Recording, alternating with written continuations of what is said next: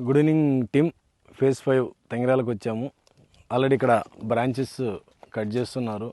Already ఇప్పుడు అంతా కూడా ఆకురాలే టైం అండి. మొత్తం టోటల్ అంతా కూడా ఆకురాలింది. ఇప్పుడు మళ్ళీ కొత్త చిగురులు వస్తున్నాయి. ఇట్లా చూడండి, చెట్టు మొత్తం కూడా కొత్త చిగురు వస్తుంది. ఇంకొక 20 days అండ్ 25 daysలో తోట అంతా కూడా చాలా గ్రీనరీ ఉంటుంది.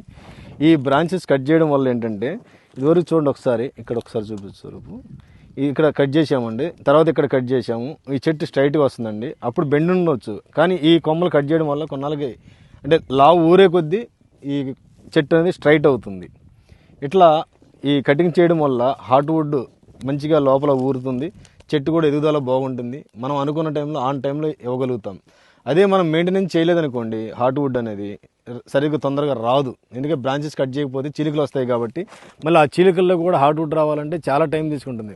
చాలామంది అంటారు 30 ఏళ్ళు 40 ఏళ్ళు, అప్పుడు పడుతుంది 40 ఏళ్ళు 30 ఏళ్ళు. మనం టైంలో 12 నుంచి 15 సంవత్సరాలు డెఫినెట్లీ మనం ఇవ్వగలుగుతాము.